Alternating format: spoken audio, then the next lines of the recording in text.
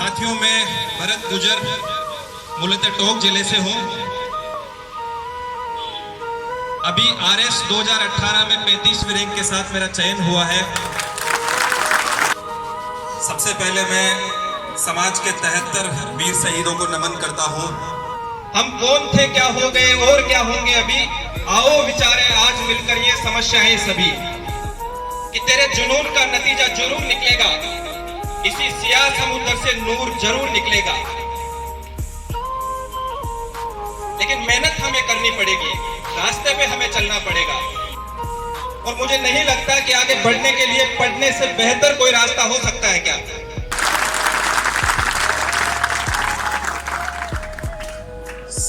साथियों, 5 RS proper SDM इस बार गुजर समाज से इस भर्ती में बने हैं, जो कि अपने आप में बहुत बड़ी बात है।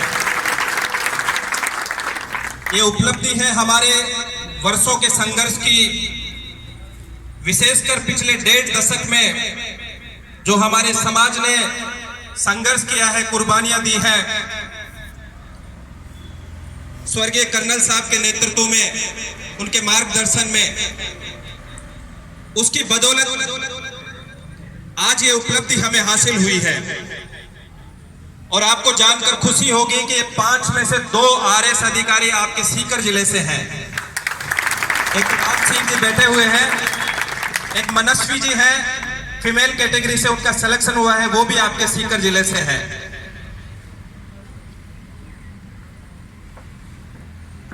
सबसे पहले मैं आयोजन समिति और सीकर जिले के गुजर समाज का शुक्रिया अदा करता हूं कि इन्होंने इतने शानदार कार्यक्रम में आने का सौभाग्य प्रदान किया और आपसे मिलने का सौभाग्य प्रदान किया।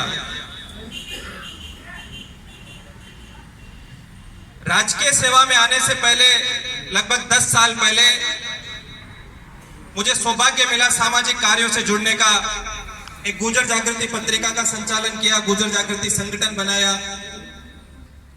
ब्रह्म सिंह जी और अन्य वरिष्ठ लोग जो बैठे हैं वो परिचित हैं। तो उस दौरान जहां कहीं भी जाने का मौका मिला तो एक बात हमेशा दोहराने को मिली, और अभी भी जब हम आ रहे थे तो ये सुनने को मिला कि हम सब एक बहुत ही गौरवशाली अतीत, बहुत ही समृद्ध विरासत और एक अद्भुत संस्कृति के वाहक हैं। हमारा इतिहास अपने आप में बहुत गजब का है। त्याग, बलिदान, जीवटता जैसे गुण हमें हमारे पूर्वजों से विरासत में मिले हैं।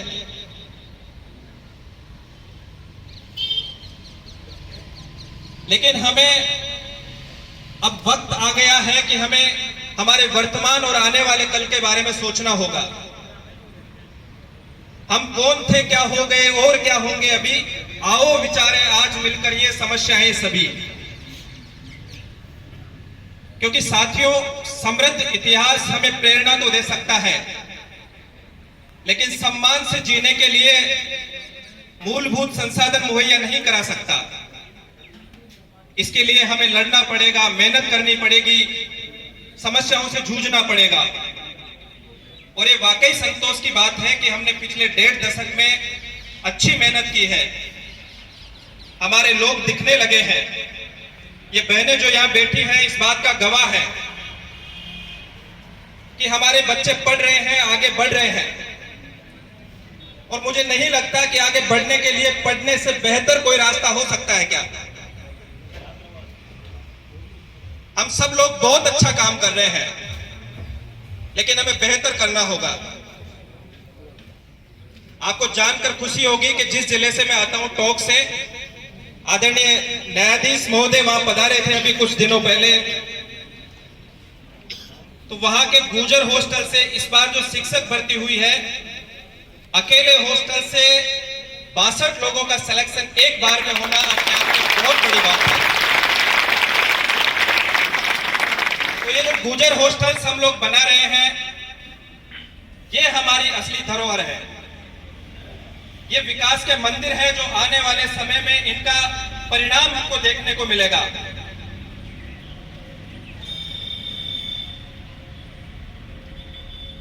अब मैं मुखातिब होता हूं यहां सम्मानित होने वाली प्रतिभाओं से। आप सबको बहुत बहुत शुभकामनाएं। आपने अपना लोहा मनवा दिया है यहां तक पहुंचने में, लेकिन ये आखिरी मंजिल नहीं है। इसके आगे भी अभी और मंजिलें तय करनी है आपको।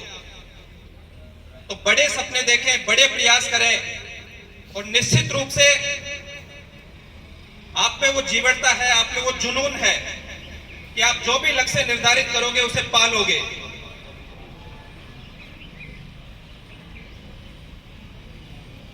मैं यहां पे निदा फाजली साहब का एक शेर कोट करना चाहता हूं कि तेरे जुनून का नतीजा जरूर निकलेगा, इसी सियाह समुद्र से नूर जरूर निकलेगा। लेकिन मेहनत हमें करनी पड़ेगी, रास्ते पे हमें चलना पड़ेगा। जैसे अभी डॉक्टर साहब पहले बता रहे थे कि सोशल मीडिया हमारे करियर में बहुत बड़ी चुनौती है, इसे बचना होगा। अगर बच नहीं सकते तो सकारात्मक यूज करना होगा।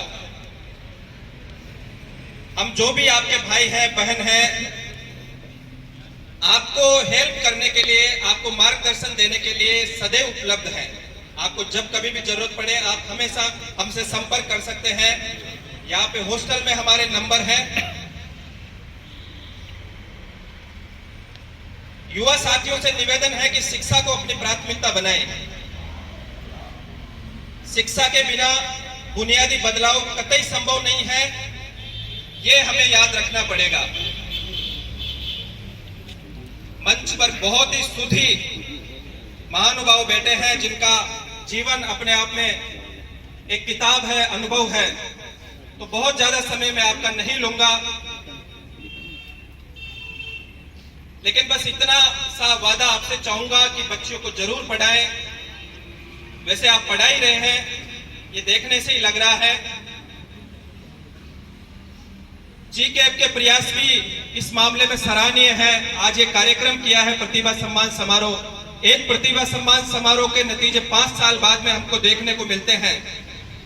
5 साल बाद में इन्हीं बहनों में से कोई आरएस या आईएएस बन के यहाँ मंच पे बैठी रहेंगी, तब इस प्रतिभा सम्मान समारोह का नतीजा हमें देखने को मिलेगा।